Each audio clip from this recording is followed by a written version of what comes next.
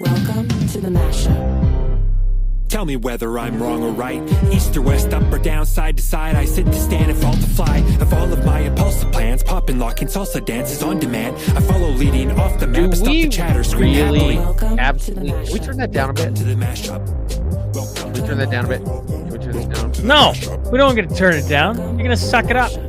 Don't hop on so quick. Do we really really need? I want to listen to the song, Twos. You know what? That's fine. Give her. You may proceed. No, I'm good. Let's get the show started. You got what you wanted for. Mashup 146. I'm not going to be told what to do, okay? Twos, he comes on first 10 seconds. He knows the song. Every week the song comes on. It's literally tapered to slowly go down. But he wants to hop on in the first 3 seconds instead of just hopping on in like 12 seconds. I don't get it. I'm like, I don't get it. And then you're going to yell? You never will. Can we turn it down? Can we turn it down? No, we can't. Let's turn it up. Mashup 146. How's everybody doing? How's Twos doing? Twos was great until this shit show started. Yeah, well. How's Sean?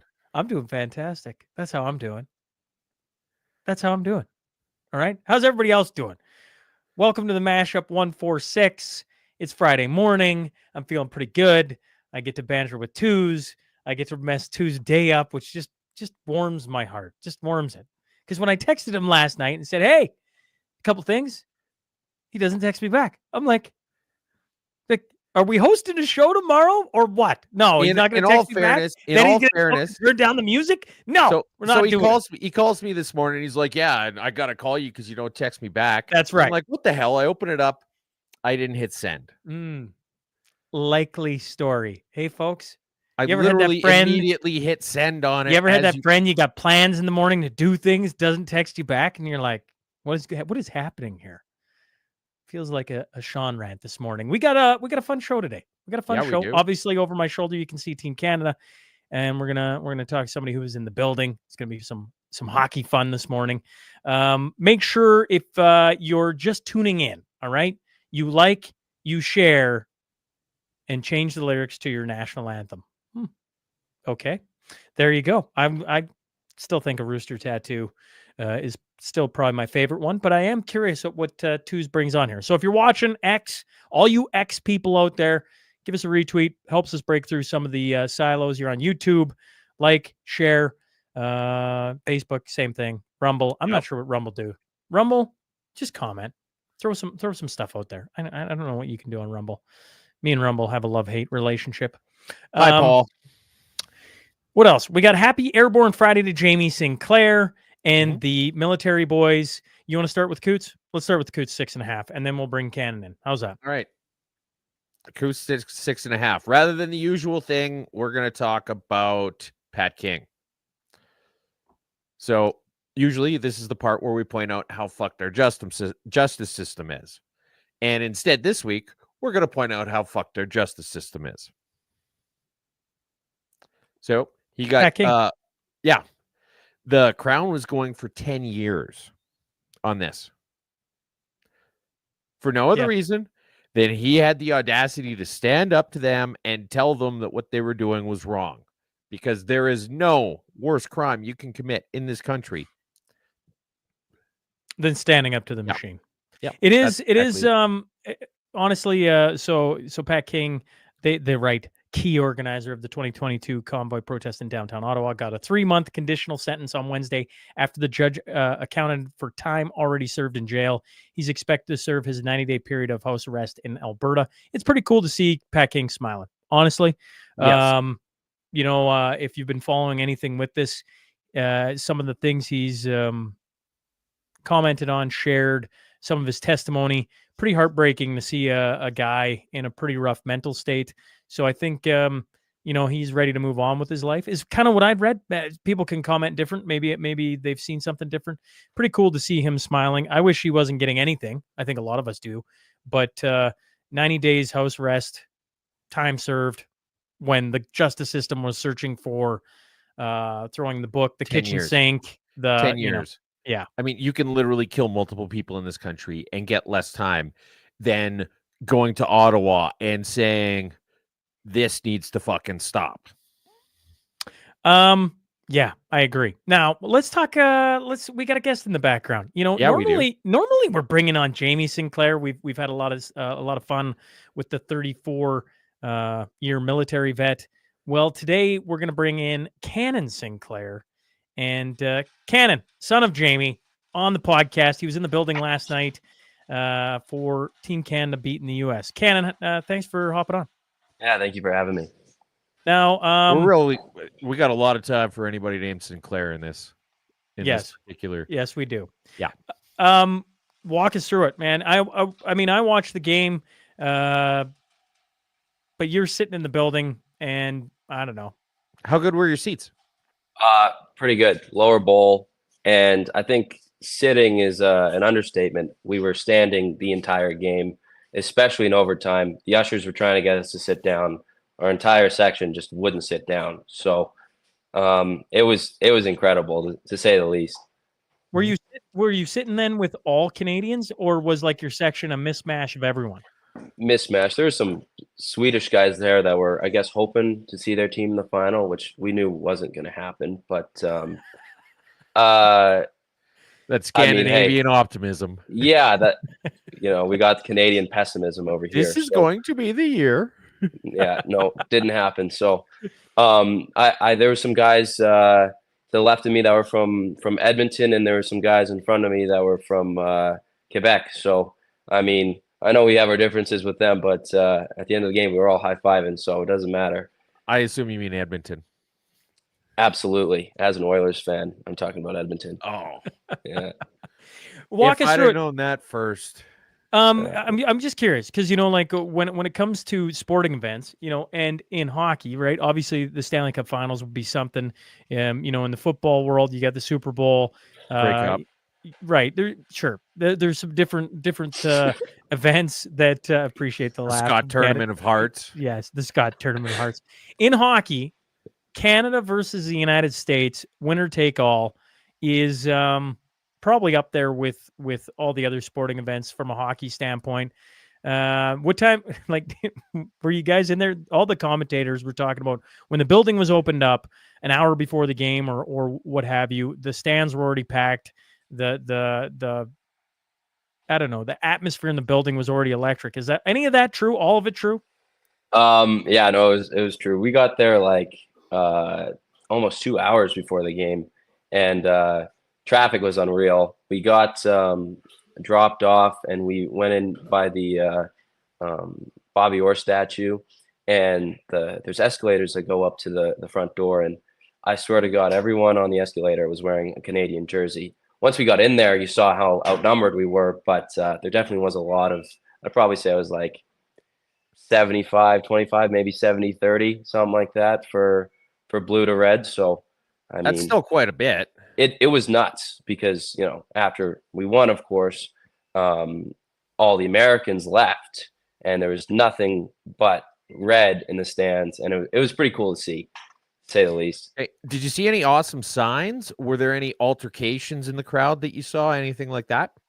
There was, before the game in warmups, a bunch of kids and a bunch of signs were right up on the glass trying to get pucks and stuff. But from where I was sitting, no one in our section had any signs. There was a lot of American flags and fake mullets and face paint and stuff like that with some Freebird signs. But other than that, it was just a bunch of cheering fans, I guess.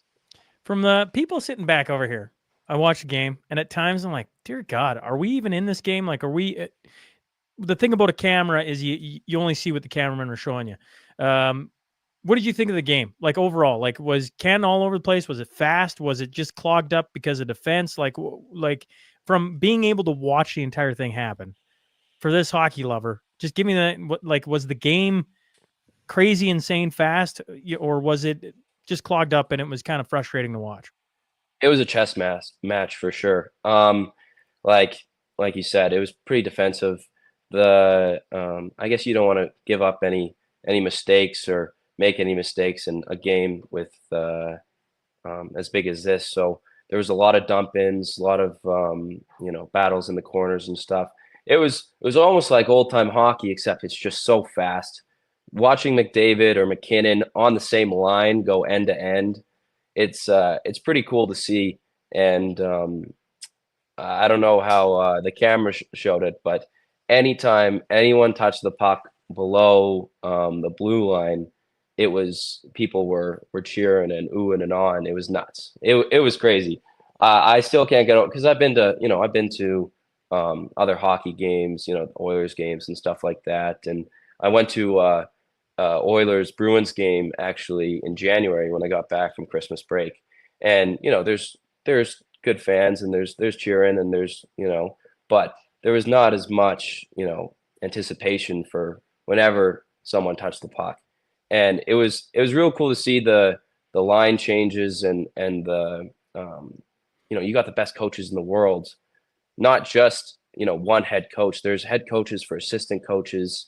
There was a lot of strategy going into the game. It was one of the best hockey games I've ever seen, if not the best one. So, and you get it to go to overtime.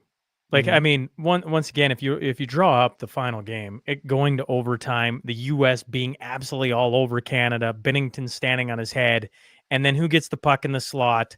No other than Connor McDavid. I know Tooz will squirm at that a little bit, but I'm going to say I could have made that shot. Oh, that was Matthews so literally had the shot like that, like a shift earlier, and Binnington. Yeah, this is Matthews we're talking about. This is his wheelhouse. Matthews last night was doing everything that you would expect of Matthews, which is not winning in a final game. Well, Jordan Binnington has some success in that building for games that matter, so he sure stepped it up. I was sitting on the end opposite to McDavid's goal, so I saw both Matthews get robbed twice and Brady Tkachuk get robbed on the red line off the rebound. It's one of the craziest things I've ever seen. My teammate is a goalie, and he was telling me, just kind of like angles and stuff like that. And he screamed out loud when Binnington made that save. So I don't know if you can score on the best goalie in the world from the slot. Because Cannon. Well put. Hey, it took the best in the world to do it, and Hellebuyck had a great game. The goals he let in were goals that no one in the world can save. I mean, if you're shooting the puck, then maybe he could have saved it, but it was crazy. Touché, I had the perfect view. Burn. Hey, okay. Overtime. They score. How quickly does the building end empty? And then the second question on that is you get to see something that is very rare. The Canadian flag gets raised in the United States in the Boston Gardens, surrounded, like all the hoopla around the U.S. is going to bully us on and on and on and on and on. How quickly does it empty? How cool was it to see the flag raised and O Can to be sung? So, there's, I guess, two different types of American fans when that puck went in. One, the shock and awe, they couldn't believe it, hands on their head, just like didn't move. And then there was the other American who was just like out of there before the puck even went in the net. McDavid in the slot, they were already starting to leave. So it was crazy to see how fast that building emptied out, but it was even crazier to see how full it was with red jerseys.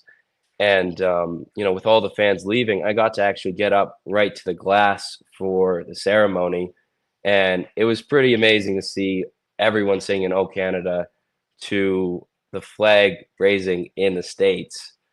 I mean, with everything going on between the two countries, it was bittersweet. I made sure to send a video to my hockey group chat, make sure that all the Americans knew what was happening. Big Canada flag raising in the rafters of, TD Garden. So, okay, pretty awesome. Speaking of the anthem, so this whole Chantal Kravasiuk thing with changing the lyrics, how many people noticed, and was there booing for the whole time, or was it just when she switched around the lyrics? So, I mean, they were pretty good about not booing the anthem, unlike, I mean, us in Montreal. Mhm. But the announcer before came on and said, try and respect both countries' anthems and what have you. But I think if there was any time to boo the Canadian national anthem, it was when she was singing it, because it was one of the worst renditions I've ever heard in my entire life. Well, Um, I don't know what to tell you. It was bad. It was bad. I it's think TD Garden did it on purpose. I think that was mind games. I don't know why they picked her or who gets to make that decision, but if it was an American, it made sense. well, no, actually, I would say that if it was the Liberals, it made sense. I mean, Chantal Kravasiak has a decades-long history of ruining everything that you should be able to love. I mean, you look at the first couple Our Lady Peace albums. You got all this anger, this angst. It just hits hard.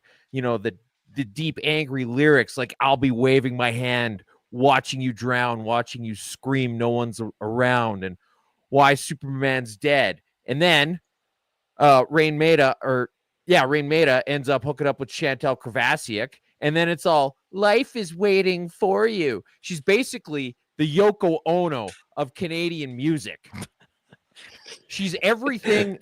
It's the same thing that happened with Silverchair and Natalie Imbruglia in Australia, where they go from frog stomp to straight lines. And so, yeah, the fact that we got this just absolute creative destruction nemesis of all things awesome to do the national anthem, that's exactly what I've come to expect from Canada these days. Well, I think it's almost insulting to Yoko Ono with that national anthem. So, Yep. I mean, it was that bad, especially near the end. She held like the middle of Canada, oh, Canada, or something like that. And then I wish like she would have been like any other singer and just put the mic in the air halfway through. There was enough Canadians in the building to do that. And we almost, you could hear the fans singing it. So, but yeah, it was a tough listen. Well, Cannon, appreciate you hopping on this morning. Two's, any final questions before we let Cannon out of here? I did bring it up. There's the pic of you in the arena. I mean, you got to be, you're in a select company of getting to just see an unbelievable moment in Canadian hockey history. I was telling my 8-year-old on the way to the game. Of course, I'm married to an American, so he was teasing me like, I don't know who I'm going to cheer for. I'm like, you don't know who you're going to cheer for in Canada versus States in hockey? Are you kidding me? Almost stopped and let him walk the rest of the way. But I was explaining. I have no son. I was explaining to him on the way. I'm like, listen, when it comes to hockey, other sports, you want to go cheer for the Americans in football or basketball, or there's a whole bunch of things. Sure. But when it comes to hockey, I'm like, 2002, we beat the Americans. 2010, we beat the Americans. In 2025, we're going to beat the Americans, right? So, like, yeah. To me, you got to see one of those iconic moments. I thought, honestly, Sportsnet last night, when they were interviewing Crosby, they were talking about his golden goal, and now you got Crosby, McDavid with his. Just a nice way the script was written last night, I guess, and you got to see it firsthand. If you got any final thoughts, we're here for them. I mean, it's something I'm never going to forget. It was, words couldn't put, it was just so incredible that I can't even, I'm speechless thinking about it. It's something that I'm going to tell my kids and stuff. Being Jamie Sinclair's son, I'm sure I'm going to have kids, but no, it was incredible. It was a very quiet ride home with my American teammates, and that's definitely a memory that I'm not going to forget for sure, especially after the game, walking out, all of the Canadian fans singing "Ole, Ole, Ole." So I mean, I wouldn't trade it for the world. My grandpa texted me before the game and he said, I'll send you $1,000 and I'll pay for your plane fare home to trade spots with me. And first of all, $1,000 wouldn't have covered the ticket. that close to the game. But I wouldn't have traded that for any money in the world. So it was pretty incredible. Well, here's what I can tell you. In 2010, I was in college in the States, surrounded by Americans when Crosby scored the goal. And last night we were all texting about the game. That's 15 years later. So those are friendships and memories and everything else that usually will go a long time past. I mean, I got to tease them all last night all again. So shout out to my American buddies that are possibly tuning into this. It's a lot of fun when Canada continues to do Canadian things, which we can't say a whole lot these days, twos on this show. But when it comes to hockey, we still find a way. Cannon, thanks for hopping on, and appreciate nice you giving to me some meet time and a couple of zingers on twos. And one, just digs right from the corner. Hey, oh man, hey, perfect. Yeah, well, I had to. It's the best podcast in the world. Gotta throw my name out there. Appreciate that. Yeah. Cannon, thanks again. Thank you for having me. There you go. Cannon Sinclair, sharp, no nerves whatsoever. And what a beauty. I feel like even Jamie's had nerves coming on the podcast before. Ice in the veins of the young Sinclair. All right. What do we got? What do we got next, twos, while we wait on our next guest? I assume we got a next guest coming. What do you want to talk about? Do you want to talk about how the NDP isn't a serious party? The rats fleeing the sinking ship of the week? Man, the rats fleeing the ship of the week is. Let's go with that. We're up to 35. 35 Liberal MPs not coming back. All tendering their resignation. Yep, we're done with this. And that's been interesting to watch. Yeah. So last week it was Jen McConnell or O'Connell, pardon me. Jen O'Connell basically just right after the mashup said she's not going to run again. And then a couple days ago, it was Pascal Saint-Onge. And the really interesting thing about Pascal is that she's a rookie member of parliament. And so she's in a situation where she could, assuming that she has even a tiny chance of winning, if she wins the next one, if she wins one more election, she's got a multi-million-dollar pension for the rest of her life. And when people are running for elections, they get back 75% of what they spend. So even if she spent $100,000 and got back 75 grand of it, she's out $25,000. If she had a 1% chance of getting a $2.5 million pension, it's pot odds basically. If she was even a slim hope, like just a fraction of a hope, it would make financial sense for her to run again because she'd be looking at the potential upside of millions of dollars. And the fact that she didn't tells me that she had absolutely zero hope of winning it, regardless of who won the leadership campaign, which lends itself to this whole thing about the recent bump in the polls that you're seeing for the Liberals potentially under Mark Carney as being either very short-lived or very overstated. Yeah, it once again, very interesting to watch. Continue to see people leave. We got our next guest hiding in the back. We're gonna bring him on. He was just on the podcast actually. Peter Schultz. He's well, we'll just bring you in, Peter. We want to talk about the I don't know. Twos has it as the monorail, the new high speed rail between Quebec City and Toronto. I'm going to lay it out, and then here's the headline: taxpayers get railed. First off, Peter, thanks for hopping on.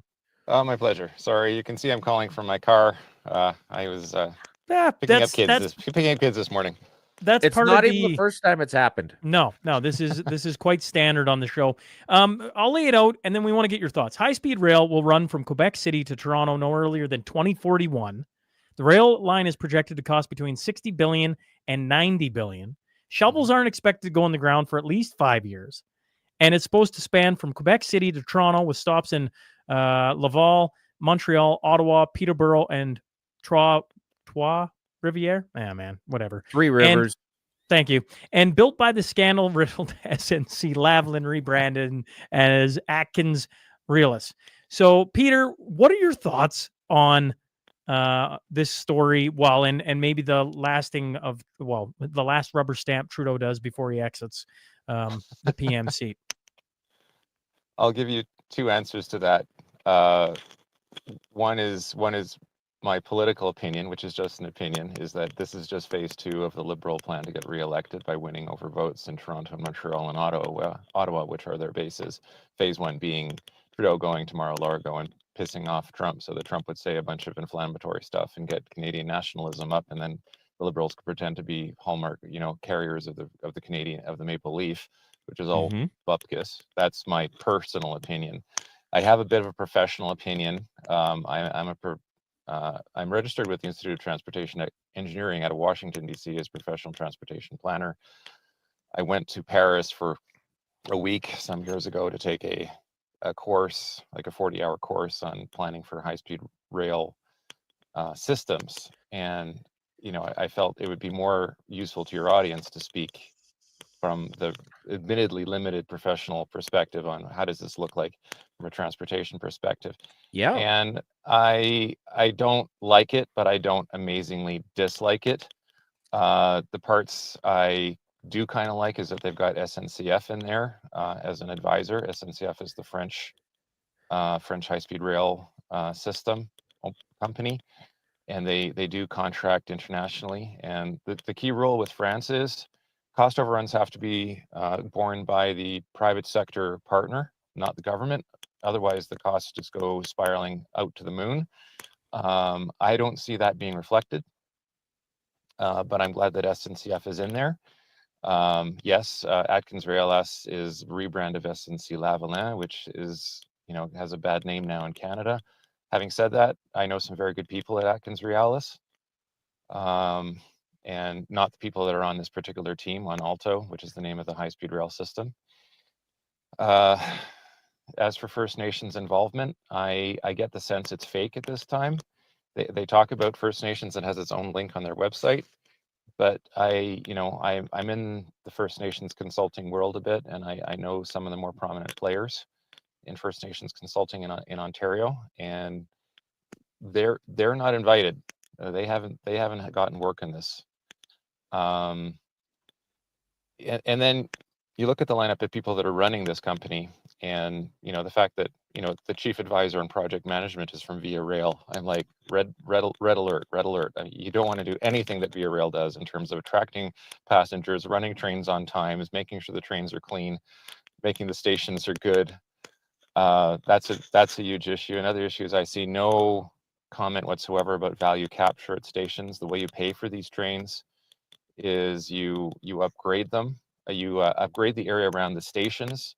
You build apartment towers and you build office buildings, and the government takes a cut of that in order to help cover the capital cost of the train. That is not calculated for whatsoever in this lineup of what they're doing or who's involved.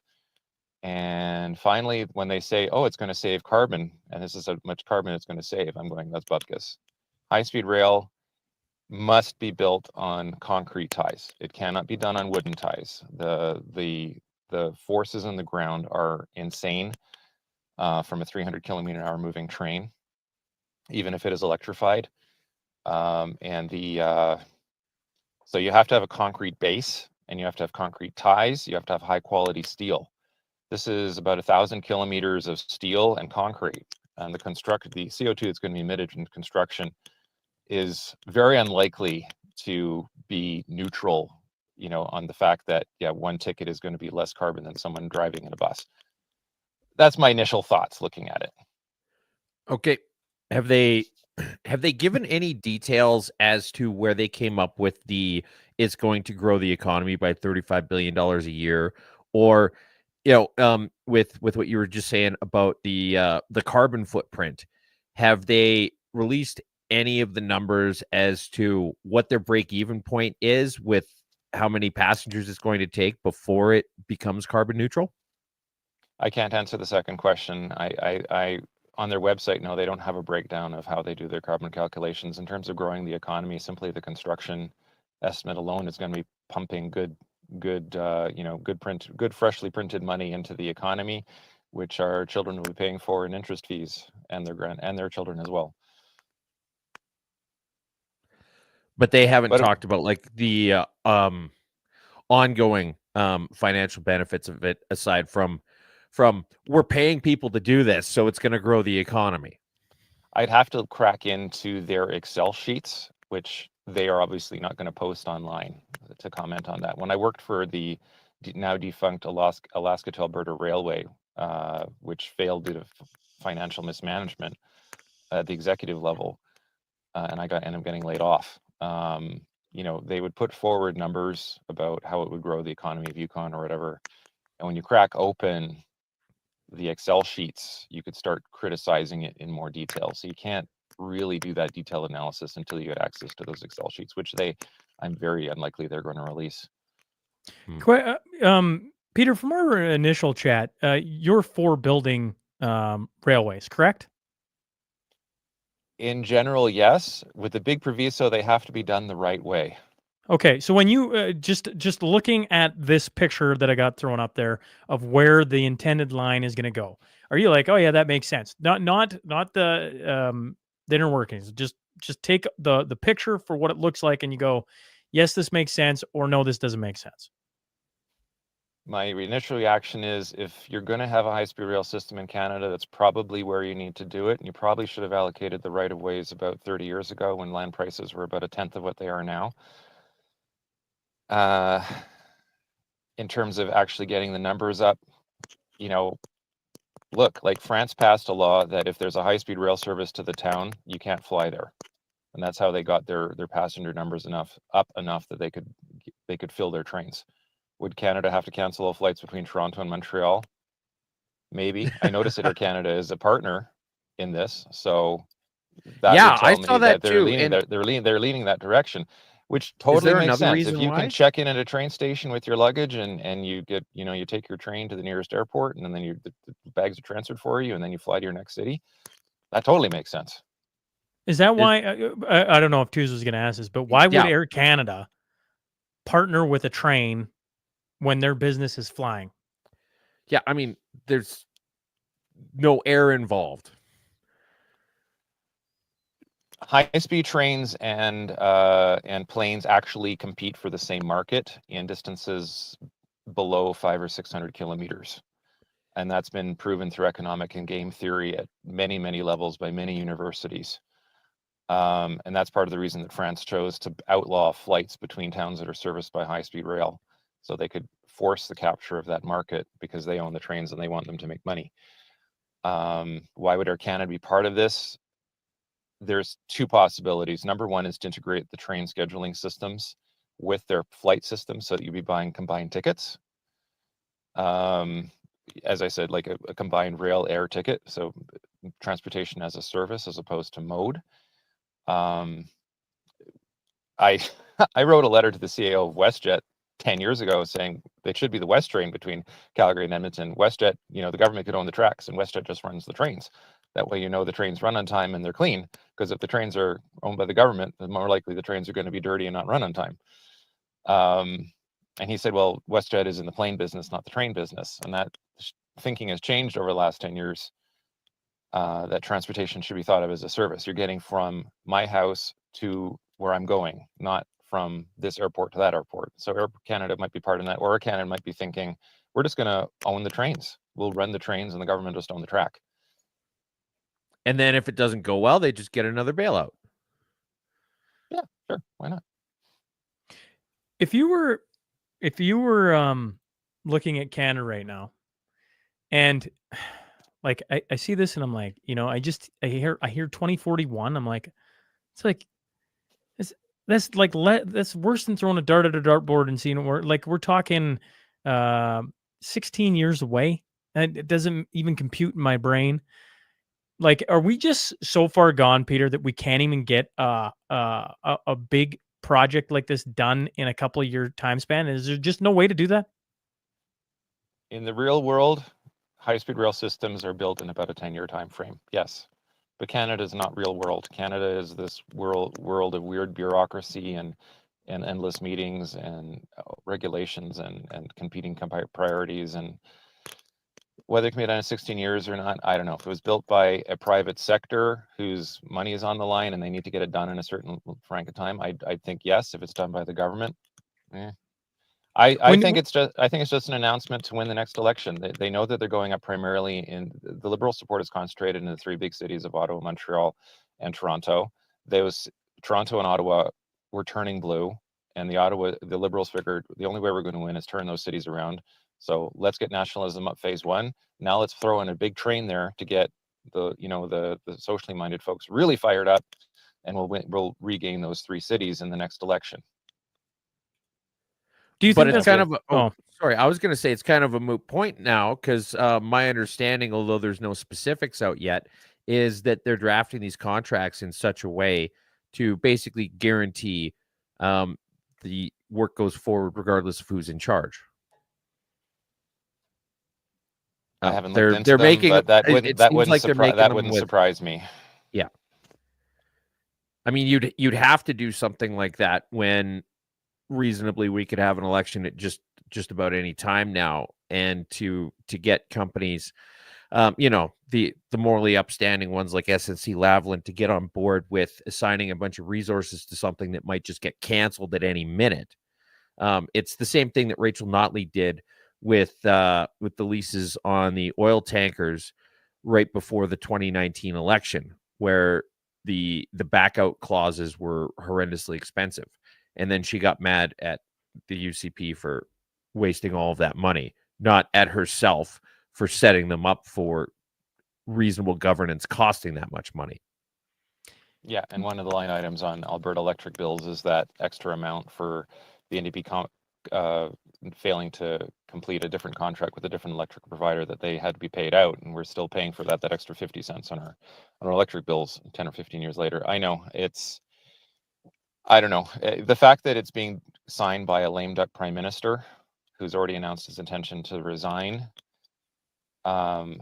If I was Pierre Poilievre, I would ask a lawyer, could I challenge this in court on the basis that the government does not have the authority to sign these sizes of contracts at this stage? Well, especially while they're pro-roads. But all the Supreme Court justices are liberal. 7 of 9 are liberal, so they probably would say, no, it's totally legit. I think personally, regardless of what happens going forward with this, you gave out the name of the train. I don't like that. I want this to be the Justin Trudeau train line going forward, so that every step of the way, everybody is reminded the cost overruns, the schedule overruns. When it's 3342, the year 3342, and they're just getting the first leg between Montreal and Laval done. They're like, yeah, that's the Justin Trudeau. Who the hell was that? He was this idiot from back 1,000 years ago, right? I want this to be the Justin Trudeau train line. I think that, we should be naming lagoons and airports after shitty politicians. And I want his name to be on this fucking train line. And I'm calling it now. Before we let Peter out here, I'm curious if you can add into the discussion, me and Twos. I can't remember. I feel like we were having it before we started. You lay out Trudeau goes to Mar-a-Lago. Then all this national pride gets raw. We're going to be in this fight. Carney's going to step in. They're building this train line because they're trying to win over the major cities. Do you see that possibly working? Is there anything in you guys? Oh yeah, this is working, and we're about to have Carney for X amount of time. Do you see that, or you're like, no? At this point, they're too far gone. I think it is a possibility, and that's part of the reason I'm saying these things, because I know Montreal is already liberal, and they're going to stay liberal, in spite of the fact that Justin Trudeau is about the most anti-Semitic prime minister we've ever had in terms of what he's done. He won't say it, but he's made life a lot more dangerous for Jews in this country. But Ottawa and Toronto could be wooed, and because of the concentration of votes and the number of votes in those two cities, yeah, I am worried. And when I think about, remember, Mark Carney was advising Trudeau in the last 5 years on the economic policy. We've got the former Prime Minister of England coming over here and saying, do not hire Mark Carney because you'll ruin your country. When we've got Gerald Butts, who's thrown in his lot with Mark Carney, and he's the one that is the dirty realpolitik guy that kept the Trudeau regime going this long with all their dirty tricks. Yeah, it scares the shit out of me, because I see Mark coming in. The first thing he's doing is the carbon tax is going to go way, way up, and he's going to bring in Bill C-69. He's going to be putting tens of thousands of Canadians under house arrest on the worry that they might write something snarky on somewhere online and hurt somebody's feelings. Yeah, I think we should all be scared. Well, and I don't think it's much of a stretch to say that there's a lot of people in those cities you just mentioned who are well known for just being idiotic clapping seals. And so you wave something shiny in front of them. I mean, 3 years ago, it was a sign of this flag was a sign of white supremacy, and now they're waving it proudly. Like, pick a lane. But they don't have a lane. They just do whatever the hell they just cheer for whatever the hell they're told to cheer for. Well, that's a way to just bring us. Canada wins, and now Canada wins, and now Trudeau, because of it, Trudeau is going to have a bump in the polls. So, how do you feel about that, Sean? I think I'm very saddened by the state of the Canadian voter, if that's the case, right? Like, I mean, I guarantee you that's the case. I don't know. Okay, one final thing on what pisses me off. This $80 billion is coming from Alberta. He's using Alberta money to buy Eastern votes. Are you new here? This is a bigger scale than before. What Tooze is being a jackass about is he's saying this is just standard operating procedure to use our money to work against us. Whether it's just over and over and over and over and over again. Mm-hmm. The sad part about this show, as we pointed out over and over and over again, it's been a sad state of affairs. One more thing before we let you out of here. You mentioned being on the project with high-speed rail to Alaska, correct? And that it wasn't high-speed rail. That was just standard freight. Just standard freight. Yeah. Do you think it's possible, seeing the state of everywhere in leadership and government right now, to actually get big Anchorage, capital projects, right? Anchorage to Grand Prairie or what have you done? Can that even be possible now? 24 hours ago, I would have said yes. But now I'm not so sure. I got an email from the higher ups in the bureaucracy of the government of Alberta yesterday saying we're not supporting rail. We're interested, basically saying we're interested in pipelines. Please keep us abreast if you are able to get any money from the Canadian Infrastructure Bank. And I'm thinking, like, fat chance. Canadian Infrastructure Bank has never funded anything, certainly not anything in Western Canada. So now I'm not sure anymore. Well, can you expand on that a little bit? Yeah. It's only 24 hours, and I can't really expand on it this early because I need to digest it. And I mean, I've got positive working relationships, and sometimes there's professional disagreements, and I don't want to, indirectly, reduce my credibility or reputation that I've built so hard over the last 3 or 4 years about this project.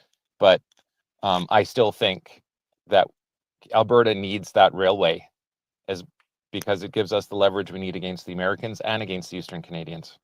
And I want to get that message across clearly, besides which creating the opportunity for where's everyone going to live in Alberta when it's got 10 million people in 20 years? We can't just have everybody packed into Calgary and Edmonton. We need to open up infrastructure for other cities. And the only way to do that was the railway. So I want to kill 3 birds with 1 stone. And I'm just, this platform gives me an opportunity to say that and appreciate that. Yeah, well, we got a lot of time for you, Peter, being on the show. Any final questions, Tooze, before we let Peter out of here? No, that was it. I've got I definitely think we need a follow-up, but I think a few things need to play out first. Yeah, I've got more questions than answers, not because of anything that was done wrong here, but just because now I'm like, okay, well, let's see how this actually starts shaping up. And then we can actually look at more than just the back of the napkin deal that they made with SNC Lavalin, without even sourcing it out before they announced it. Well, Yeah, they did source it out with 3 parties. Oh, they did? Yeah. Well, then why did this blindside everybody if it had already been bid out? The way these things are done is they advertise them publicly, but then they just put it on Mercs for like 2 weeks. And they tell the people that they want to likely win. They'll tell them, they'll tell them a couple of months in advance, so they have time to prepare their proposals. Anyway, there were 3 finalist groups, each one of which seemed credible to me based on looking at the companies involved. But of course, it went to the Quebec firm. Yeah, of course it did. Peter Schultz, appreciate you hopping on. For the podcast listener, Peter is going to be back on right away. He was on 798, and you'll be on I don't know, it'll be like 8:05 or something. So he's coming back on. And of course, he hopped on. I was looking at all the news stories. I'm like, well, we need a train guy. And wouldn't you know, we have one. So, Peter, appreciate you stopping on wherever side of the road you're at here in Alberta and giving us some information this morning. We'll let you out of here. And, well, like Tu says, we'll probably have a follow-up here at some point, but appreciate you hopping on this morning. Thanks very much. Thanks very much for inviting me. Appreciate it. There you go. Peter Schultz. He was just on the podcast, folks, 798, and that got a lot of fanfare via the old text line. There was a lot of texts regarding Peter and some of the things he said on the podcast in regards to rail systems and how it can do different things for Alberta. Although, once again, bringing up the picture here of Quebec to Toronto, I was curious. I'm like, is it even a good idea? Yeah, it's a good idea, but it should have been done 30 years ago, right? Not all the different things. That's just like, off. How many times do we need to say that in this country? Yeah, well, but once again, when it comes to our country and getting things done, there's a lot of things that should be done. There's a lot of common sense things that should be done. And they get tied up in bureaucracy. I think it's Shane Getson, actually, as I'm listening to him. I'm like, he's been talking about this energy corridor for like 4 years now. I'm like, has it been 4 years? It's been 4 years that he's been talking about that. And I'm like, I'm irritated because I don't know if it's any closer. I'm sure Shane will say it's closer, but it's like we got a proposed train system. Peter says, yeah, I mean, like arguably that's the right way to go. And it'll be in at least, 16 years from now. You're like, oh man. In the meantime, it'll be delayed 10 years. It'll be way over budget. Just list all the problems that our government's going to attack onto it. It's going to happen.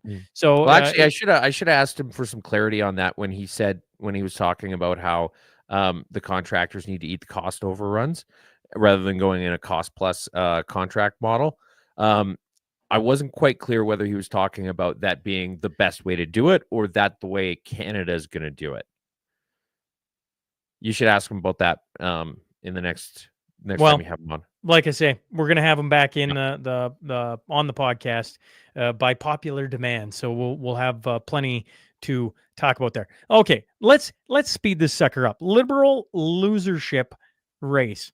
You've got plenty going on here. We were talking about the 35 people that backed out with the MPs. Now we're talking about the people that are going to try and run the sinking ship, which always seems to go back to Carney.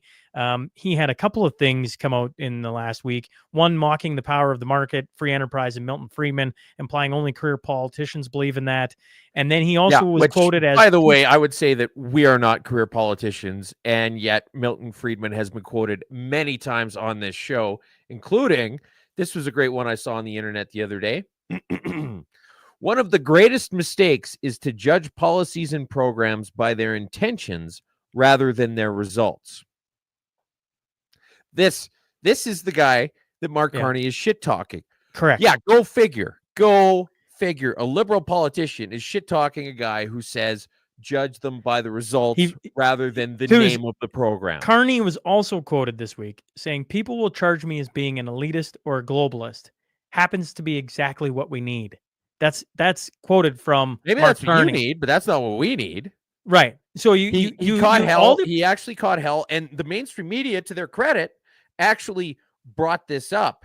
It came out on CTV. It was in the National Post. I think there was a couple other places too, rather than just the people like us who were like, well, look, he said this over here and he said that over here. So when he was in Kamloops, he said that he was going to expedite pipeline approval processes and just make sure the pipelines get built. And then when he went to Quebec, he said in fucking French that that he was not going to force pipelines through on anybody. Yes. Yeah. Well, I mean, standard politician, right? Yeah. For a guy who's not a politician, doing a whole lot of things that smell like a politician. And then also in the leadership race, the Liberal Party has sent a list of questions to leadership candidate Rui Dahlia, who raises concerns about a possible foreign interference from India and alleged campaign irregularities. So they're sniffing around Ruby, saying there's issues there. Well, it's funny because the campaign irregularities posted out in the Globe and Mail article, they're not really the kind of thing that I would attribute to foreign interference. So she runs some big company that does a whole bunch of weird shit. It's like hotels, healthcare, and something else. And so there's a whole bunch of people who work for her that are volunteering for the campaign. And the question they put out was, will they sign an affidavit saying that they're not being paid?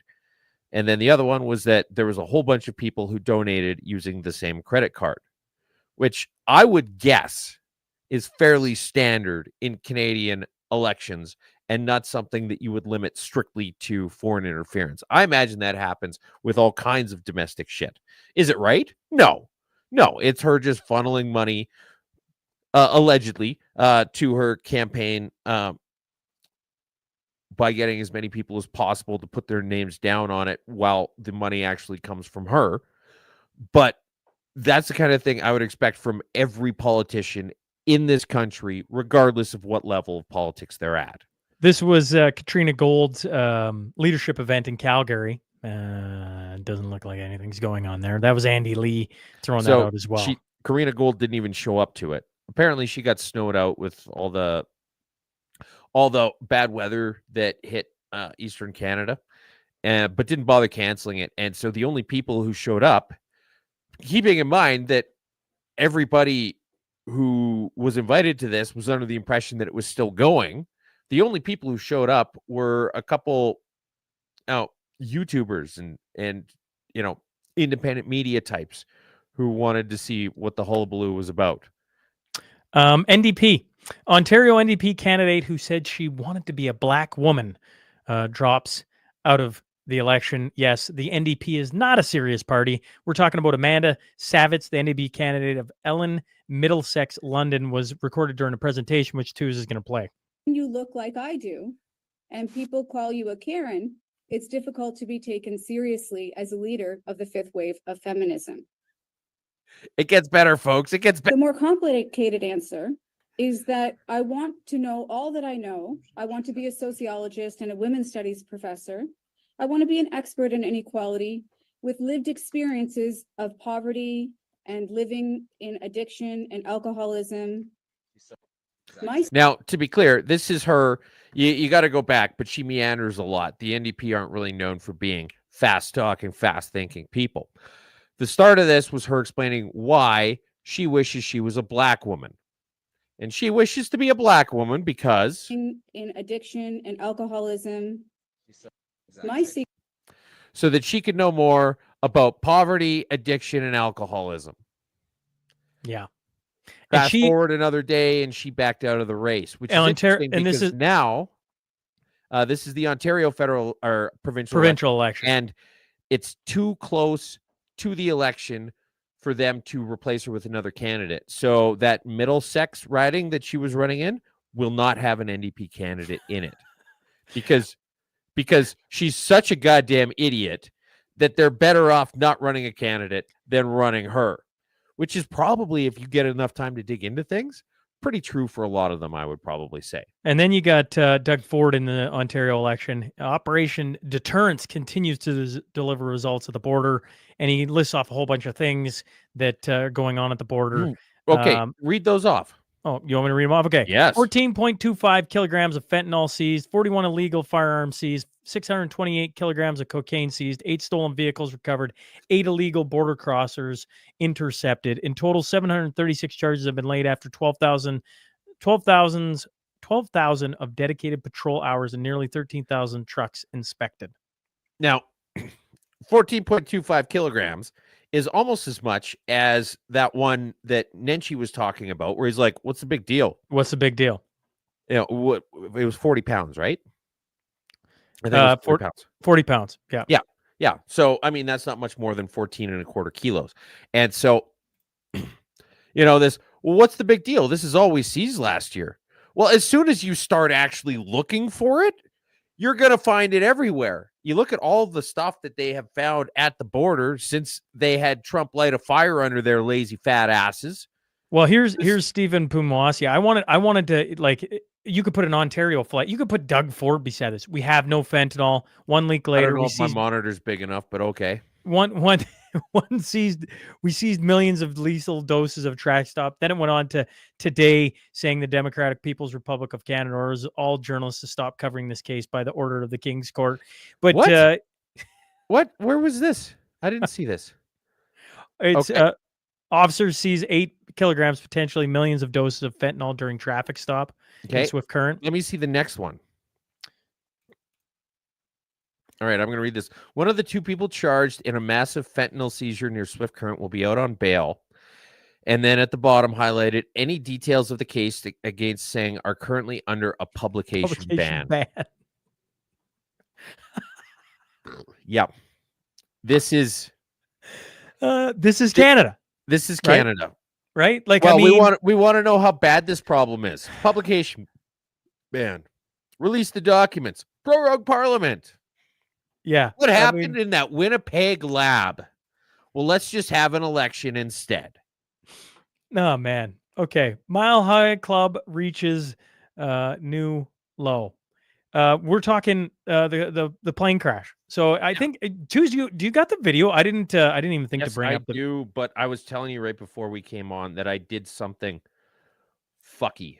Okay. Well, I haven't even read this yet. So I texted while Two's looking for the plane crash at the Toronto Pearson Airport. Like I reached out to a bunch of different guys I knew. And so an anonymous source who doesn't want his name or her name released sent me this. And so this is what he texted me. He said I could share these results. Yes, Endeavor was obsessed with DEI, as are most airlines. Ongoing and aggressive pushbacks with the ALPA, largest pilot union in North America, has been stonewalled with union leaders blindly reciting vacuous woke speaking points. The majority of pilots seem fed up with DEI and just want the best pilots in the seats beside them. Makes sense, right? Canadian airlines are also obsessed with DEI, and in some cases, very active DEI managers are in the C-suite weekly presenting graphs where they're all trying to simply bend the hiring curves upwards for various minorities. Metrics over merit, which is insane when they publicly mouth safety first always. He then said, B, aviation is fraught with a certain amount of risk and the shit happens factor, which is why pilots are well compensated to mitigate with professional skill. But maybe both pilots were rock stars, did their best, and there was a control failure at 100 or something similar. Seems rather unlikely, and some of the evidence suggests experience may have been a factor, but maybe not. The investigation will determine much of that, and accountability, which we must all take very seriously, will be determined and lessons learned. Thank God no one was killed, which is honestly a miracle. That is very true. I just want to point out the elephant in the room on this whole plane thing. And it's that the name of the pilot has not been released yet.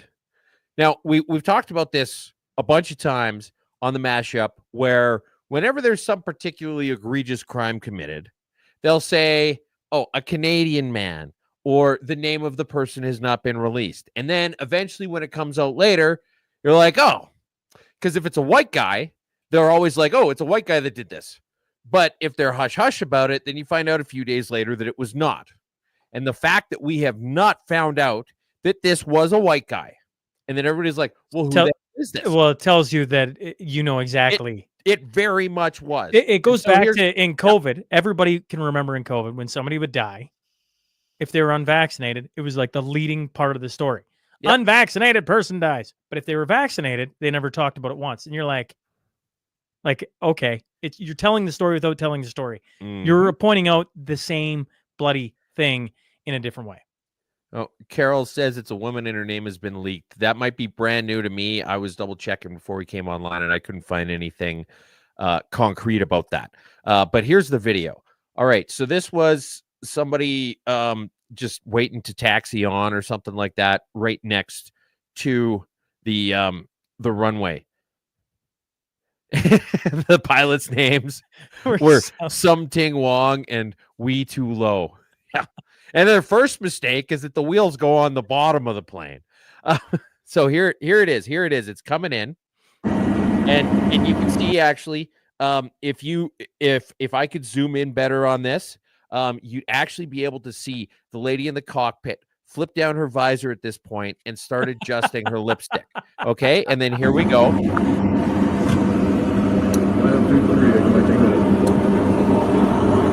Oh fuck! Oh fuck! Oh no no no no no!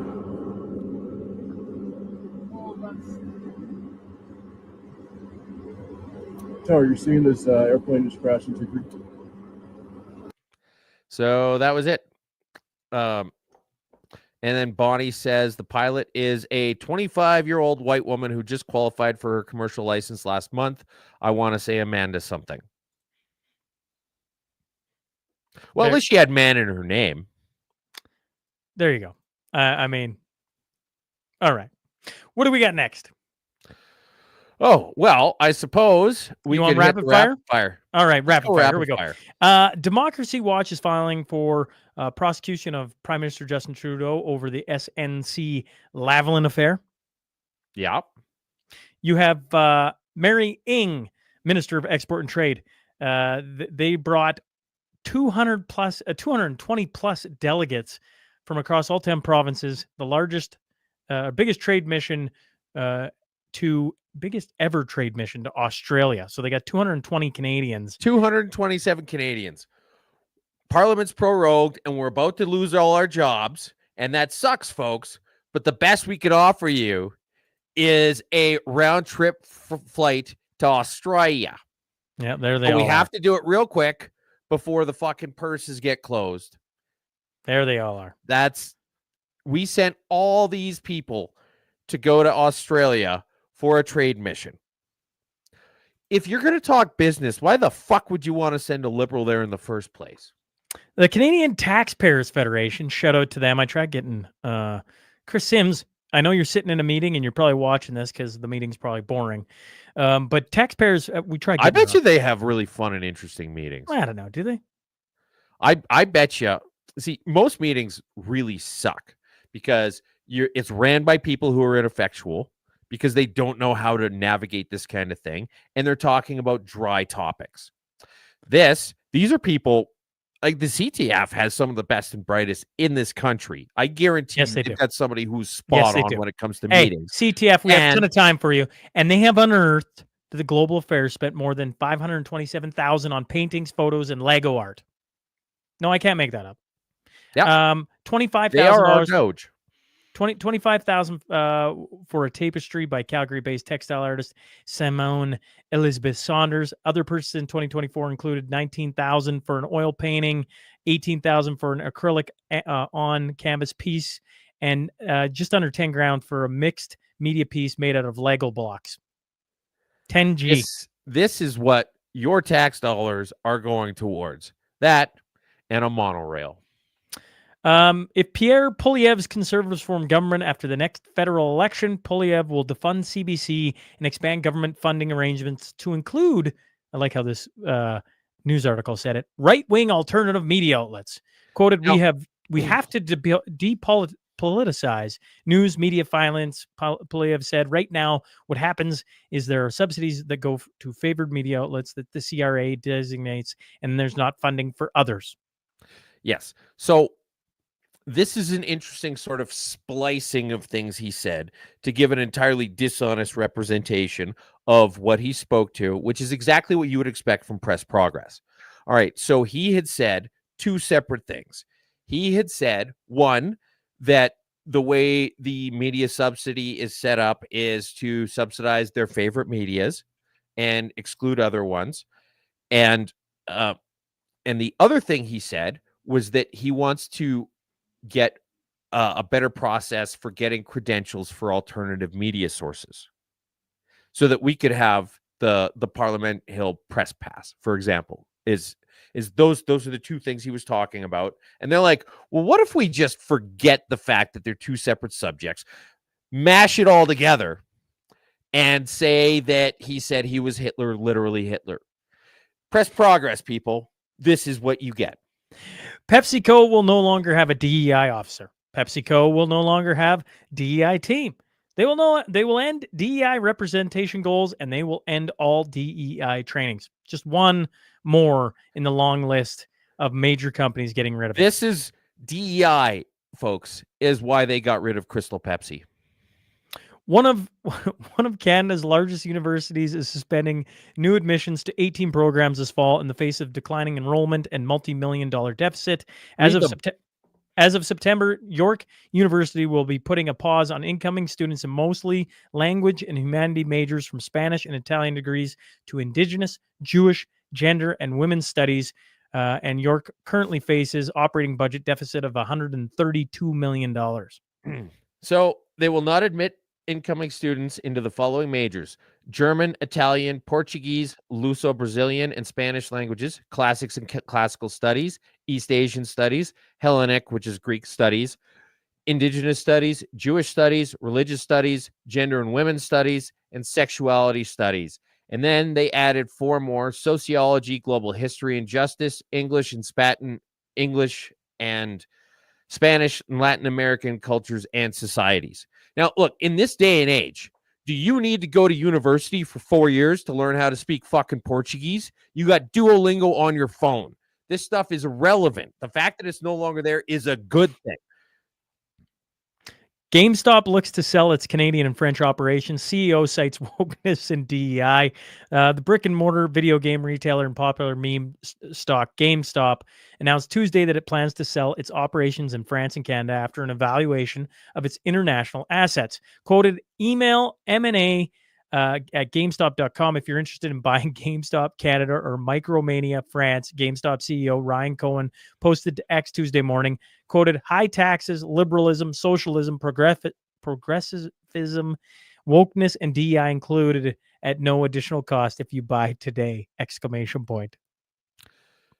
This is how bad the business environment is in Canada, is that you have like a multi-billion-dollar company that did an impressive pivot, given the fact that almost every single game you buy nowadays, you buy virtually, and they've still managed to stay around, and they've still managed to keep the doors open. And it baffles me because anytime you go in there, they've got a whole fucking wall of Funko Pop figures. And I have never, ever seen anybody buy or own a Funko Pop figure, regardless of who is on it. They're unimaginative, they're boring, they're lazy, and yet you see them in stores all the time, and nobody ever buys them. But somehow they managed to make a go of it, despite the fact that they devoted so much fucking shelf space. But it's all of this shit that finally was the last nail in the coffin for GameStop in Canada. Toronto Star. This is an article penned by Laura McGee and Young Yu. Contributors, Laura McGee is the founder and CEO of Diversio and a board member of Global Citizen and Venture for Canada, just so I can kind of outline before I read the headline, okay? Mm-hmm. The backlash against DEI. Remember everything we just read about DEI? All American, okay? The PepsiCo, American company. Well, GameStop was Canada and York University. GameStop is getting out of Canada. Yeah. Okay. I get what you're saying. You said it unclearly, but I can read between the lines. The backlash against DEI is a business mistake Canada cannot afford to make. This is in the Toronto Star, folks. Abandoning DEI now would be a grave mistake. Companies including Costco, Goldman Sachs, Deutsche Bank, Apple, Delta Airlines, JP Morgan, and even the NFL are reaffirming their commitment because they recognize that inclusion is not a cost, but an investment in performance, resilience, and future growth. Here's the thing. You've got multi-billion-dollar companies all over the world who are abandoning this like Yes. it's Elon Musk's children, okay? And they can't get far enough away from this shit. They exist to make money. They exist to be profitable. They exist to provide a return on investment to shareholders. Can you And imagine? Can you imagine if the NFL actually brought in DEI, the water boys out there playing football? No. But that's where I was going to go to next. The NFL is devoted to diversity. No, they're not. They've got like 80%. 80% of that league is all one nationality. You want to go and bring in a whole bunch of diversity? I dare you. I dare you. I tell you what, it'd be interesting. How many? You know what? 6'5" linebacker tackles the actual water boy, right? Yeah, like 100% of the people playing in the NFL are not women. Where's their representation, DEI idiots? Here is here, I'll pull it up. Here's the tweet. Here's Chris Sims. Once again, that's Pascal St. Ange, who just decided that she was quitting. CTF. Heritage Minister holding a news conference on CBC. So far, she wants to remove the money taxpayers pay for the CBC to be removed from the budget, so we cannot see it as a line item anymore and stick it in statutory appropriations. Instead, sounds like the Liberal government wants to funding of $62 per person in Canada, which would equate to $2.5 billion per year going to the CBC. That's what Chris Sims had sent out here a few days ago. Mm-hmm. Now, I'd like to point out that when it comes to anything liberal, they'll jump on board with anything with the name statutory in it.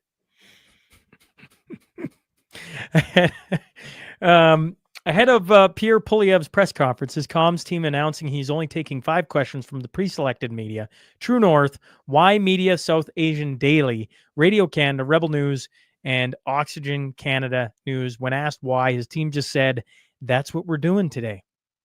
So this is a guy.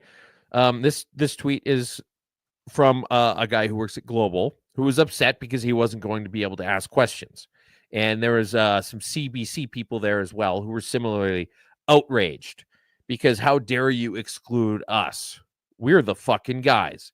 But here's the thing. Like, these people have established over and over again, year over year, that it doesn't matter what questions get asked. It doesn't matter what gets said by anybody who isn't Liberal or NDP or Green. You're not going to have an honest conversation about any of this shit. And so if you're unwilling to have an honest conversation about what's being said, why are you now surprised that you're not involved in the fucking conversation? Like, if Justin Trudeau came out, if there was a video that came out of Justin Trudeau drowning puppies, you would see on Global and CBC the next day, Prime Minister of Canada making the world safer for cats.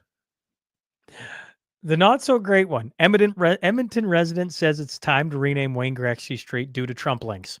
I don't need to read any more than that. No. Me in the face. Please go on. Please go on. No, I'm not. He's upset because he endorsed Trump. Are we kidding me?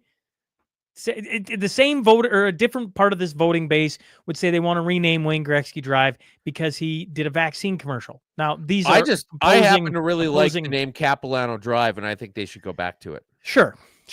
Anyways, British Columbia Health Minister Josie Osborne has announced a major revamp of its Safer Supply anti-addiction program, converting it to be witness-only model in which users are watched as they consume opioids they have been prescribed. It was a significant change to the end of the take-home model, and it would be difficult for some, but the move was designed to reduce criminal diversion of prescribed alternatives to illicit street drugs. So we talked about this months ago. And it's funny because when people like us were talking about this months ago, we were called conspiracy theorists. Funny how that seems to go. And now it's not happening. You're crazy. It's happening, but we're going to put a stop to it. So what happened was you would go in and you'd be like, I want some crack. And they'd give you a bunch of whatever the fuck they give you. And then, but it's kind of like the crack you get on like wish.com or whatever. Like if you were gonna expect good crack, this is like the government crack. It's exactly what you would expect when you ask for crack from the government. And so then you would trade it for a smaller amount of whatever the good shit is. And then that government crack would get sold all across Canada. And this was a big thing. But they were like, no, fuck you. You're lying about it. Well, now they're saying actually it is happening, and we're gonna try and we're gonna try and change that. Yeah. So rather than just giving the crackheads a bunch of crack and being like, so you're gonna go smoke this now, and they're like, oh yeah, totally, we're gonna smoke it. It's gonna be great, and then they walk out the door and they just trade it for better drugs. Now they're like, I'm gonna sit here. They're like a parent in the 70s. I'm gonna sit here and watch you while you smoke that whole pack. Safety concerns on Vancouver's downtown east side are growing as seniors who live in the community say they have seen an increase in attacks recently. Gabriella Molnar is 93 years old and was walking back to her home on Alexander Street last month when she had a man struck her on the head in an unprovoked attack. And it seems to be not a lone incident. It's happening more and more. Yeah, funny how when you have a whole bunch of crackheads around everything all the time, you also get more 93-year-old women being attacked. You know, I love global warming. Today in Lloyd, I don't know about where you're at, too. It's beautiful outside. But February 18th, coldest place on the planet, not in Canada. I want to reiterate that. On the planet was Watrous, Saskatchewan. Minus 42 is colder than Antarctica. Or the Antarctic, sorry. Yeah. So you're shout out to everybody in Watrous. Yeah. I mean, yeah. Co-vindication. Co-vindication. I was hoping you were going to bring this up. More than 500 studies on COVID-19 have been withdrawn due to bias, unreliable information, or unspecified reasons. Yeah. So there's this place called Retraction Watch that basically just looks at scientific studies that get put out for timely political points and then get retracted later on because they're garbage. And they said that there's been quite a few about COVID-19 and vaccinations that are no longer available. That was also a conspiracy theory not that long ago. And wouldn't you know, where there's smoke, there's fire. Goofy news, twos. Let's get goofy. New Brunswick driver gets a $4,600 fine for an accident that happened 65 years ago. Also, one that he claims never even happened. He's like, I don't remember an accident. Yeah. He went to go renew his license, which he has been doing for the last 65 years, I might add. Yes. And they said, well, your license has been suspended until you pay this fine. And he's like, what the hell are you talking about? Well, you got in a car accident. And he's like, no, I didn't. And they said, yeah, you did in 1952 or whatever the fuck it was. And apparently it's a $4,600 fine from 1952. Like, is this just like compounding late fees at the library? What the hell is wrong with these people? In what world, in what possible universe, other than this idiot Canadian one, would it make sense to look at a 65-year-old accident from an 86-year-old man and say, you know what? The statute of limitations on murder is 25 years. But we've got some random fucking thing written out on parchment that we found. Oh, Jamie, stop calling me. I'm still on the show. Pierre Puliev says Carney has been sloganeering. Play it. Oh, you play it. You play it. I got no sound on this side. God damn it. I know. He's been sloganeering as he stands. Well, I noticed that Mr. In front of the slogan. A lot of slogans. He has been sloganeering his entire leadership campaign. Sloganeering. Laying out real concrete policy plans. Now, lots of what Polyev has been saying has been really low-hanging fruit, common sense stuff, which is handy for him because it fits in nice slogans. Like the one in front of him that says, fix the budget, axe the tax. Which are all slogans. The other thing. Verb, the adjective. Verb, the noun, pardon me. Okay, this is what he's been doing. And he's like, yeah, well, that's all Mark Carney's doing. You're like, that's all any of you do. Any of you. Correct. The new measures announced by this is BBC, by the government will be known as Ronan's Law after a 16-year-old Ronan Kanda was murdered close to his home 3 years ago after being stabbed in the back and in the chest at a case of mistaken identity. The weapon used, a 22-inch sword, which the guy had ordered online using his mother's ID to pass security checks. And he'd also bought another 30 knives and machetes using the same method, using his mother's ID. So here from Keir Starmer, the Prime Minister of England or Britain or however the hell it works. I don't know. They're like trans country, and I don't understand how any of the stuff fits together. Ronan Kanda's brutal murder, a result of knives bought illegally online, should have never happened. Working with his family, my government promised the toughest crackdown yet on knife sales. And that's exactly what we will deliver. Canada is not a serious country, but they're having our conversation about gun control. They're having it about knives. You had Idris Elba from The Wire. What was his name with the big sword in the MCU? That fucking guy was going on and saying that maybe we should make sharp knives illegal. Like, what are you gonna look? I get the fact that in terms of food, Great Britain commits every sort of culinary fucking atrocity. Okay. But you got to be able to cut your food up with something. I like Idris Elba. So anyway, he's a good actor.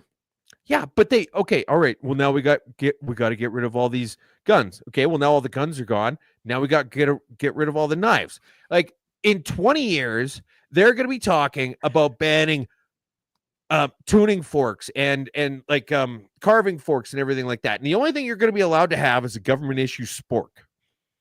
Green Party leader says it took them 1.5 years to come up with their new logo. It's a green dot. It's literally a green dot too. This is the Green Party's new logo. Yeah. That's it. 1.5 years. Well, I mean, like, do we need to really? It's hard to get. It's hard to get. Like, if they started off with a square, they had to do it by hand. Maybe I could see that, right? You know, you're sanding off the corners and one side's a little bit oblong, and then eventually you get it. Seriously, how fucking retarded are these people? A 55-year-old woman has had both her hands, lost both of her hands in a horrific shark attack while trying to take a selfie with the creature, which was nearly 2 meters long. So she was in Turks and Caicos and said, "Oh, there's a 6-foot-long shark. I should go into this shallow water with this 6-foot-long shark." You know, sometimes you just like you deserve what you get. Sometimes you just deserve what you get. It's like, that's a terrible idea. That is a giant predator. Okay, but also, like, I'm sure if you're that stupid, you also go vacationing with the selfie stick. You could have just held it out on the goddamn stick. This is almost kind of good news, because this person who is not named, not identified, only known as Canadian, no hands, without knowing for sure, I feel like this is the kind of person who would be the idiot clapping seal cheering for the Liberals right now, were it not for the fact that her hands just got eaten off by a fucking shark. Here's Elon Musk Social Security ages. It says, according to the Social Security database, there are the numbers of the people in each age bucket with the death field set at false. Maybe Twilight is real and there are a lot of vampires collecting Social Security. If you scroll down, okay, at some point you're just like, I don't know, how many people 100 to 109 are still living? This says 4.7 million. So it's a little over 20 million people total that are over 100 years old. Right. According to this. And you go, one person whose age is between 240 and 249, and one person whose age is between 360 and 369 years old. They're older than the fucking country they're getting Social Security checks from. This is amazing. Like, think about this. All right. Like, you know, you were talking about how you're having the conversation with your son about whether he should cheer for Team Canada or Team US, right? Imagine 20 years from now, you're going to hand down some aged documents and be like, son, it's time I brought you in on the family secret. Your great grandmother, Jezebel Newman, is still alive, according to the government. And we get checks for her every month. And I need you to just keep this. We've had this P.O. box in Des Moines, Illinois for generations. Okay? And we've got the mail forwarding set up. So you gotta pay a few bucks every year to keep the mail forwarding going. And these checks will be Just keep yours. coming. Okay? And I got this from my dad, and he got it from his dad. And this is our family tradition. Some people like to hang wreaths around Christmas.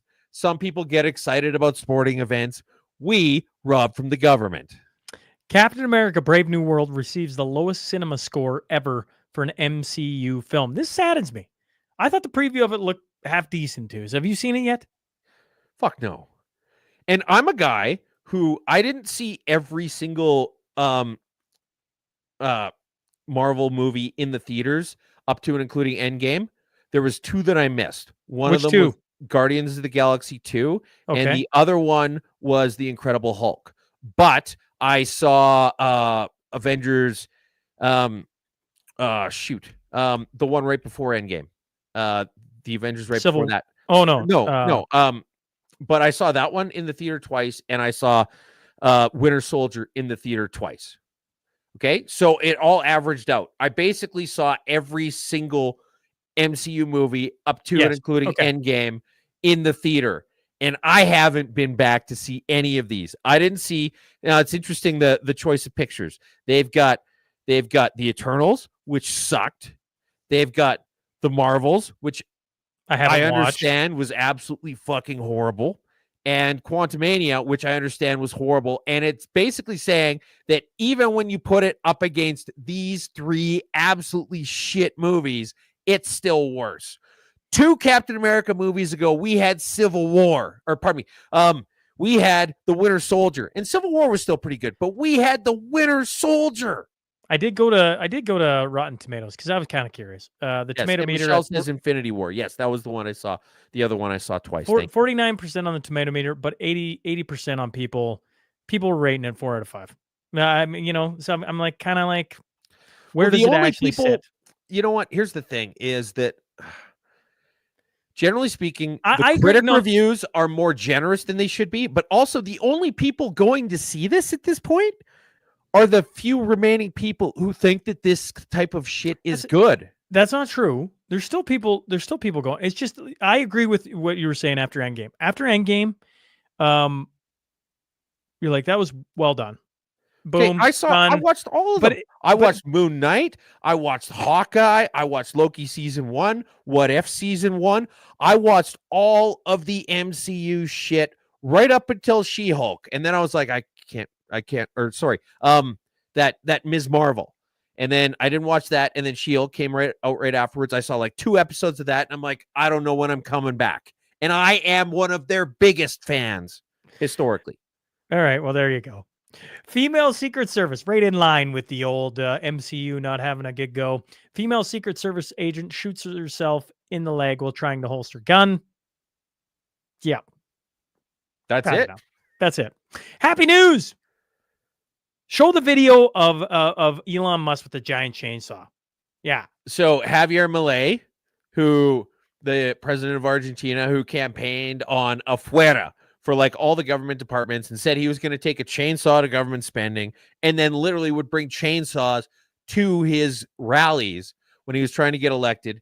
He gifted Elon Musk with a big fancy ceremonial chainsaw at CPAC.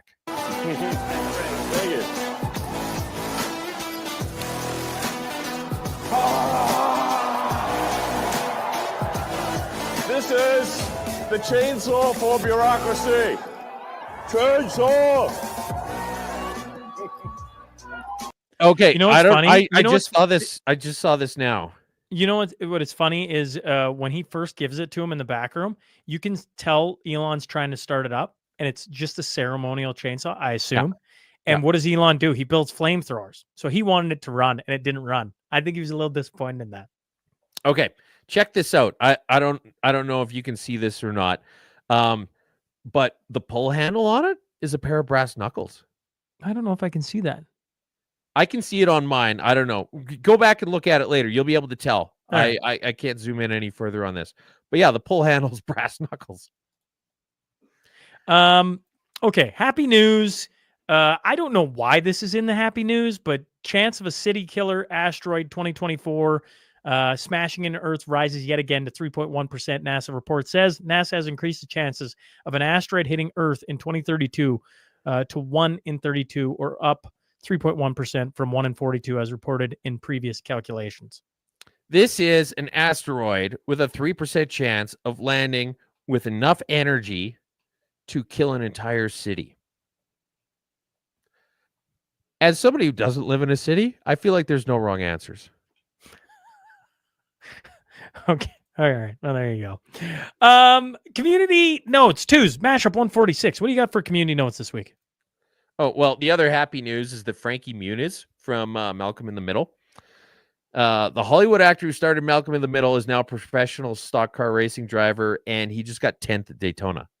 He got 10th at Daytona? Yeah. Oh, I did not see that. Yeah, there he is. No kidding. Yeah. I feel like that's pretty good, isn't it, folks? Yeah, that's why it was in the happy news. All right, well, there you go. Community notes. What do you got? Okay, so there's a new, I find this to be incredibly interesting, and maybe it's niche, but Tristan Hopper from the New York Post, he's doing a new podcast called Canada Did What, post-media podcast that digs into the untold, surprising political stories of the last few decades with host Tristan Hopper. Now, there's so many weird, random stuff. Like, the goofy news didn't start when the mashup started. It's been going on forever. For a long time. Mm-hmm. Yep. So it's been going on for a while. Leanne says she just texted you a community note, by the way. I don't know what it is. All right. I'll take a look at that. Here's the other one. So this is the follow-up. We finally got everybody's address from the contest winners. So they're going to go out basically in an hour.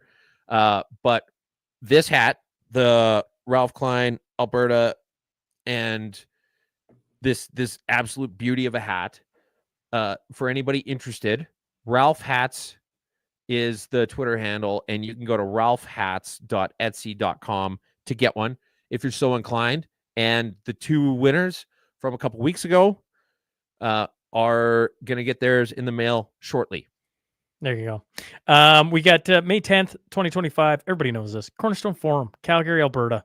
We're going to have a list of people there, from speakers to just people in attendance, like Tamara Leach, Chris Barber, 222 minutes, Marty up north. Peter from today's show is going to be there. Jamie Sinclair is going to be there. Chuck Prodnick. You get the point. Get your tickets May 10th in Calgary, Alberta. Tomorrow, Prophet River has a Saturday online big open box vortex sale that opens at 10:30 a.m. Mountain Standard Time sharp. Make sure to use the promo code SMP. It gets you entered into their monthly $100 draw. I'm going to pull it up because I was telling Twos before we started, Vortex is like optics and a whole bunch of different things. So all the hunters, the sportsmen, et cetera, bird watchers. Here you go. Yeah, you got Diamondback HD binoculars regularly $400 down at $261. You can go down to Defender flip cap objective lens, $44 regularly, $23. They got VP 3000 Viper HD 3000 laser rangefinder, normally $500, $600 essentially, $446. So you can get a whole bunch of savings. And what I was told by Ed is it's basically in the first 10 minutes, it's all sold. So if you want to get some cheap stuff, ProfitRiver.com is where you want to go. And on there, you can just click it. There's a banner that shows the sale, and this is all in there, and you can be on there tomorrow morning, 10:30 a.m. Then the Winter Chili Bowl, cornhole and table games. That is also, oh no, that's not tomorrow. That is Sunday, February 23rd. Chili in a bun, $5. Chili dog, chili dog sounds good. $4. A hot dog, $3 in the Payton Gym from 2 to 7 p.m. So Payton, Saskatchewan, the Winter Chili Bowl. Yep. Just plan your trip because the ferries close this time of year. It is. Lisa Ferguson, frozen nut studded tire dirt bike race tomorrow in Panoka County. Ooh, that sounds More interesting info too. can be found at Second Gears Club's social media. And then I think I probably should bring up the fact that I'm going to be at the Injection of Truth Healing Humanity March 3rd. That's going to be interesting. There's a whole bunch of doctors that are going to be in attendance. And of course, you can buy tickets online. That's Monday, March 3rd, 6 p.m. in Calgary. So that is a whole lot of going on around us. Twos, anything else on Mashup 146? That's about it, buddy. I think we got her covered. Folks, want to thank you for tuning in this week. Once again, Twos, as always, we'll catch up to you next week. To everyone who's continues to tune in, make sure to share, like, subscribe, all those great things. And we will catch up to you next week.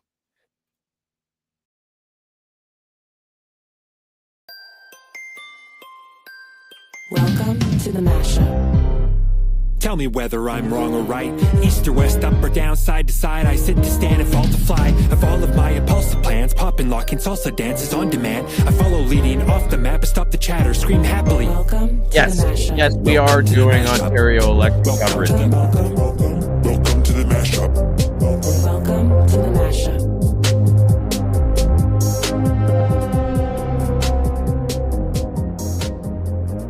February 27th, Mashup, Ontario live election coverage. I think is what Twos was going to say. Catch you guys next week.